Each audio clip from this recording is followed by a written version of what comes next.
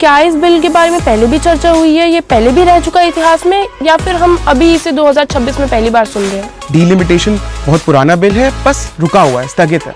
Article 82 और article 81 के through delimitation की बात करी गई है, जिसमें बोला गया है हर 10 साल में जो सेंसस होता है उसके बाद डीलिमिटेशन की प्रोसेस बहुत जरूरी है, बहुत एसेंशियल है और उसको कराना मैंडेटरी है। 1973 में हमारा लास्ट डीलिमिटेशन की बात हुई, लेकिन 1973 से आज 2026 आ गया है। इस गैप में इस बीच कभी बात ही नहीं हुई डीलिमिटेशन की। 1973 में जब डीलिमिटेशन प्रोसेस के हिसाब से सीट्स वापस रीडिस्ट्रीब्यूट हुई, उसके बाद पॉपुलेशन में शिफ्ट देखा गया, तो सदर्न पॉपुलेशन बहुत कम इंक्रीज हुई नॉर्दर्न पॉपुलेशन को रिस्पेक्ट में। उस हिसाब से अगर हम देखें तो साउथ का रिप्रेजेंटेशन हमारे पार्लियामेंट में कम ना हो जाए और नॉर्थ का रिप्रेजेंटेशन ज्यादा ना बढ़ जाए, नॉर्थ डोमिनेंट ना हो जाए हमारी कंट्री की पार्लियामेंट में। मान लीजिए अगर ये बिल पास हो गया तो इसका हमारे रियल वर्ल्ड इम्पैक्ट क्या पड़ेगा? और आपने बात करी नॉर्थ और साउथ स्टेट्स की, तो इसका पॉलिटिकल रिप्रेजेंटेशन और स्टेट पावर बैलेंस पे क्या असर पड़ सकता है? नॉर्दर्न स्टेट्स में सीट ज्यादा है, उनका पॉलिटिकल रिप्रेजेंटेशन, उनका सीट्स में पार्लियामेंट में रिप्रेजेंटेशन ज्यादा है, तो ऑफ कोर्स जैसे कि हम देख रहे हैं पॉलिटिक्स में डोमिनेंट ग्रुप को ही ज्यादा प्रेफर करा जाता है। एक वोट की वैल्यू हर जगह इक्वल होनी चाहिए, लेकिन इंडिया में क्या ऐसा है? डीलिमिटेशन की जब चर्चा होती है तो डिबेट सीट्स पर और पावर पर दोनों पर होता है। कहीं कुछ स्टेट्स में पॉपुलेशन ज़्यादा है तो कुछ स्टेट्स ने पॉपुलेशन कंट्रोल की है, लेकिन रिप्रेजेंटेशन का फॉर्मूला वही पुराना है। नमस्कार सभी को, आप सभी का विधि विचार के नए एपिसोड में स्वागत है। आज हमारे साथ विधि विचार में चेतन जी जुड़े हैं डीलिमिटेशन के मुद्दे पे चर्चा करने के लिए। सो चेतन जी, रिसेंटली ही लोकसभा में डीलिमिटेशन बिल प्रपोज हुआ, लेकिन 2/3 मेजॉरिटी ना मिलने के कारण वह रिजेक्ट हो गया, पास नहीं हो पाया। लेकिन डीलिमिटेशन का अर्थ क्या है? डीलिमिटेशन एक्चुअली है क्या? इसमें क्या क्या इंक्लूड होगा, क्या है ये, किस बारे में बात कर रहा है? तो जैसे कि आपने बोला कि डीलिमिटेशन पे आजकल काफ़ी चर्चा चल रही है, तो मैं आपको एक चीज़ बताना चाहता हूँ कि डीलिमिटेशन कोई नया बिल नहीं है। डीलिमिटेशन बहुत पुराना बिल है, बस रुका हुआ है, स्थगित है। अगर मैं आपको डीलिमिटेशन की बेसिक डेफिनेशन बताऊं, जो जिसको लोग मानते हैं, जिसको लोग समझते हैं, वो बेसिक डेफिनेशन है आप redrawing of constituencies based on population. हर 10 सालों में सेंसस होता है, हर 10 सालों में देश की पॉपुलेशन बढ़ती है और उसी देश के पॉपुलेशन बढ़ने के हिसाब से constituencies centre and both state legislative assembly की रीड्रॉ करी जाती है, ताकि लोगों का इक्वल रिप्रेजेंटेशन हम इंश्योर कर पाएँ। और अगर डीलिमिटेशन की अगर हम कॉन्स्टिट्यूशन में बात करें, हमारे अमेंडमेंट्स के थ्रू बात करें, तो आर्टिकल 82 और आर्टिकल 81 के थ्रू डीलिमिटेशन की बात करी गई है, जिसमें बोला गया है हर 10 साल में जो सेंसस होता है उसके बाद डीलिमिटेशन की प्रोसेस बहुत ज़रूरी है, बहुत एसेंशियल है और उसको कराना मैंडेटरी है। उसके बाद यही सेम चीज़ सेंटर के लिए आर्टिकल 82 और 81 में बोली गई है, और यही सेम चीज़ स्टेट लेजिस्लेशन के लिए आर्टिकल 170 में बोली गई है। आर्टिकल 330 और आर्टिकल 332 में एससी और एसटी रिजर्वेशन की बात करी गई है डीलिमिटेशन बिल द्वारा। तो आपने बोला कि यह एक नया बिल नहीं है, तो क्या इस बिल के बारे में पहले भी चर्चा हुई है, ये पहले भी रह चुका है इतिहास में, या फिर हम अभी इसे 2026 में पहली बार सुन रहे हैं? जी नहीं, ये बिल काफ़ी पुराना है, जैसे कि मैंने आपको बताया, बस स्थगित है।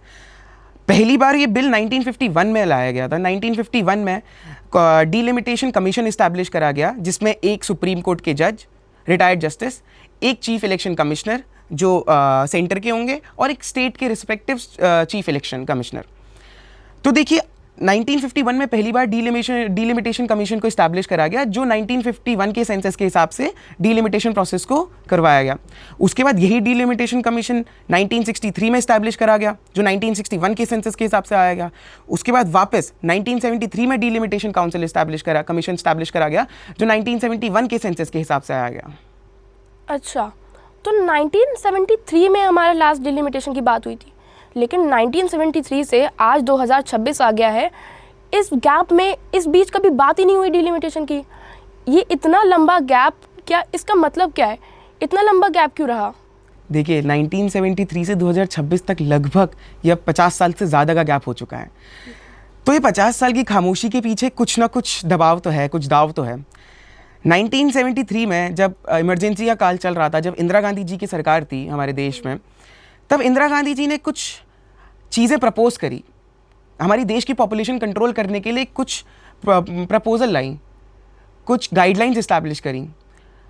तो जब वो गाइडलाइंस इस्टेब्लिश हुई, कई स्टेटों ने उनका बहुत अच्छे से पालन करा, कई स्टेट्स ने नहीं कर पाए। जैसे अगर हम आपको बेसिक आइडिया दूँ, एक बाउंड्री हम इस्टेब्लिश कर लेते हैं नॉर्थ वर्सेस साउथ की। जो नॉर्थ की स्टेट है वो पॉपुलेशन कंट्रोल नहीं कर पाई और उनके कंपैरिजन में सदर्न स्टेट्स का पॉपुलेशन बहुत हद तक कंट्रोल कर पाई। तो 1973 में इंदिरा गांधी जी द्वारा डीलिमिटेशन प्रोसेस को रोक दिया गया, फ्रीज कर दिया गया, सीट्स को रोक दिया गया। क्यों? क्वेश्चन यहाँ पर यही आता है कि क्यों रोका गया। इसका जवाब यह है कि 1973 में जब डीलिमिटेशन प्रोसेस के हिसाब से सीट्स वापस रीडिस्ट्रीब्यूट हुई, उसके बाद पॉपुलेशन में शिफ्ट देखा गया, तो सदर्न पॉपुलेशन बहुत कम इंक्रीज हुई नदर्न पॉपुलेशन के रिस्पेक्ट में।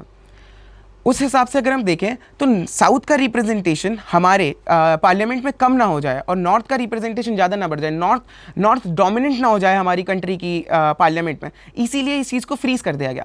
ये फ्रीज को आगे बढ़ा के 942 कॉन्स्टिट्यूशनल अमेंडमेंट एक्ट द्वारा लाया गया था, जो 2001 तक था। उसके बाद 84th कॉन्स्टिट्यूशनल अमेंडमेंट एक्ट वापस लाया गया 2001 में अटल बिहारी वाजपेयी की सरकार द्वारा, जिसने इस फ्रीज को 2026 तक और एक्सटेंड कर दिया। बिल्कुल सर। अब देखा जाए तो अगर ये बिल पास हो भी जाता है, मान लीजिए अगर ये बिल पास हो गया, तो इसका हमारे रियल वर्ल्ड इम्पैक्ट क्या पड़ेगा? और आपने बात करी नॉर्थ और साउथ स्टेट्स की, तो इसका पॉलिटिकल रिप्रेजेंटेशन और स्टेट पावर बैलेंस पे क्या असर पड़ सकता है? फर्स्ट प्रायोरिटी की तरह ट्रीट नहीं करा जाएगा, जो कि मैं मानता हूँ कुछ हद तक सही है। अगर नदर्न स्टेट्स में सीट ज़्यादा है, उनका पॉलिटिकल रिप्रेजेंटेशन, उनका सीट्स में पार्लियामेंट में रिप्रेजेंटेशन ज़्यादा है, तो ऑफकोर्स जैसे कि हम देख रहे हैं पॉलिटिक्स में डोमिनेंट ग्रुप को ही ज़्यादा प्रेफर करा जाता है, तो उसी हिसाब 50 सीट हो जाएंगी हमारी लोकसभा में, जो कि गलत बात नहीं है। हमारे देश का हमारा देश डेमोक्रेसी है, डेमोक्रेसी के प्रिंसिपल फॉलो करता है। तो डेमोक्रेसी में एक बहुत इंपॉर्टेंट प्रिंसिपल है one vote and equal representation का। तो वही चीज़ इंश्योर करने के लिए जिस हिसाब से हमारी पॉपुलेशन बढ़ रही है, उस हिसाब से हमको सीट्स भी बढ़ानी तो पड़ेंगी। यही चीज़ को आगे हम देखें तो नॉर्थ वर्सेस साउथ की वापस बात करी जाएगी।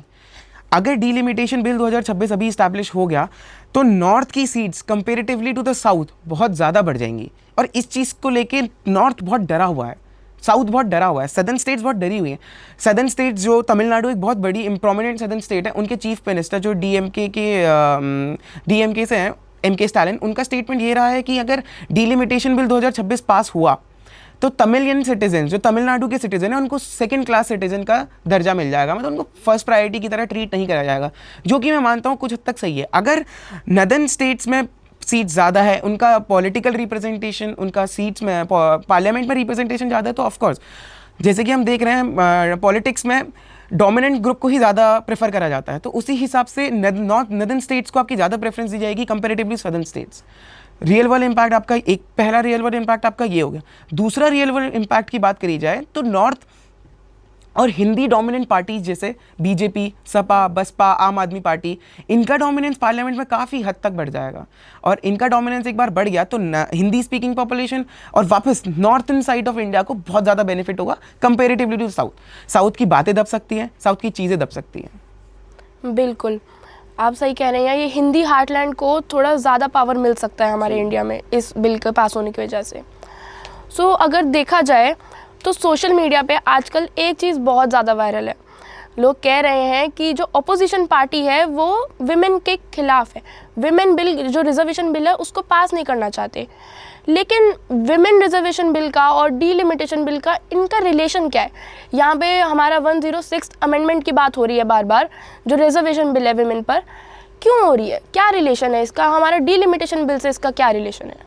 देखिए, जैसे आपने खुद ही बता दिया, women reservation 106 constitutional amendment act द्वारा आया था, तो हमको लिंक समझने से पहले वुमेन रिजर्वेशन बिल को एक बार थोड़ा समझ लेना चाहिए। देखिए, 2023 में बीजेपी की गवर्नमेंट द्वारा वुमेन रिजर्वेशन बिल लाया गया, जो 106 कॉन्स्टिट्यूशनल अमेंडमेंट एक्ट द्वारा इस्टेब्लिश करा गया। पर है क्या वो बिल? वुमेन रिजर्वेशन बिल बात करता है about 33% reservation of women in both state and central legislative assembly. 33% reservation both state और सेंटर की असेंबली में इस्टेब्लिश करने की बात करता है वुमेन।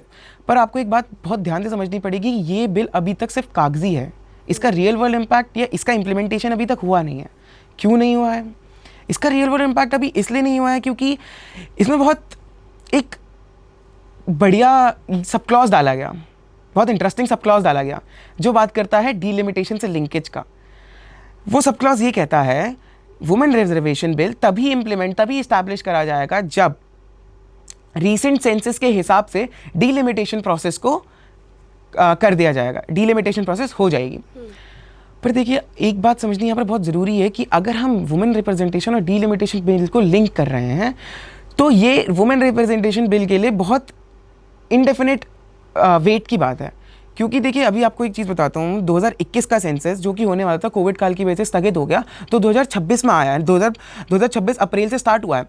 अब इसका आइडिया हमको है नहीं कि ये सबसे पहले सेंसस कब पूरा होगा, सेंसस के बाद डीलिमिटेशन प्रोसेस में कब आया जाएगा।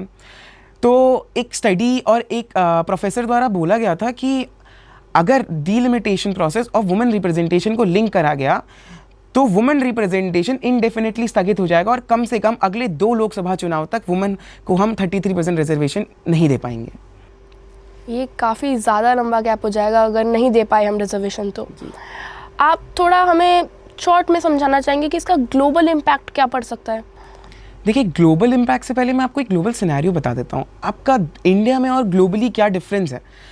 देखिए अगर आप बाहर की बात करी जाए, मैं आपको एक एग्जांपल देता हूँ यूके की, यूनाइटेड किंगडम, उसकी एग्जांपल देता हूँ। यूके में एक एमपी, एक सिटी एमपी 1 लाख लोगों को रिप्रेजेंट करता है। हाँ जी। और यही बात हम इंडिया की करी जाए तो इंडिया में एक एमपी, बड़ा सोचने वाला विषय है कि इंडिया में एक एमपी 25 लाख लोगों को रिप्रेजेंट कर रहा है। बिल्कुल। कहीं जगह, ये मैं आपको नॉर्थ की बात बता रहा हूँ, साउथ पे यही नंबर कहीं 20 लाख 15 लाख पे आ जाता है।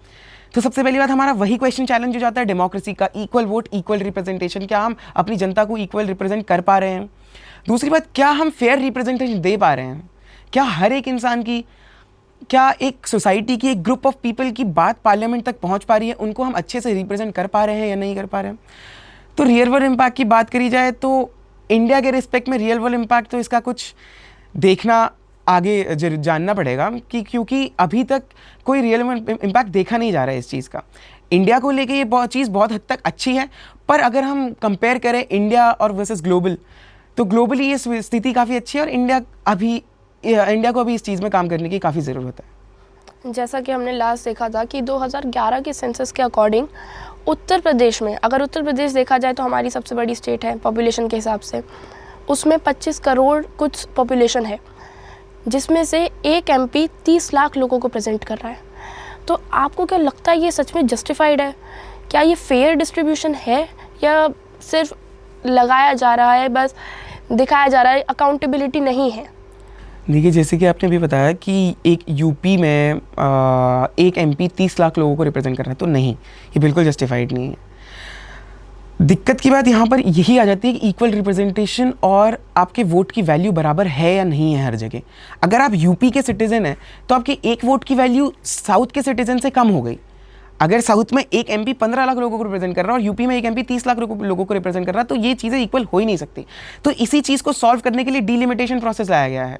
डीलिमिटेशन प्रोसेस को वापस स्टार्ट कराया जा रहा है, पर इसमें वही प्रॉब्लम है, नॉर्थ वर्सेस साउथ की दिक्कत वापस आ जाती है। तो मैं सोचता हूँ कि इन चीज़ों के लिए कुछ ना कुछ बीच का रास्ता निकालना चाहिए सरकार को, जिससे नॉर्थ वर्सेस साउथ का प्रॉब्लम भी सॉल्व हो जाए, इक्वल रिप्रेजेंटेशन भी इस्टेब्लिश हो जाए और बाकी जो भी प्रॉब्लम है वो भी इस्टेब्लिश हो जाए। चेतन जी, आपने हमें इतने विस्तार में ये मुद्दे को समझाया, धन्यवाद।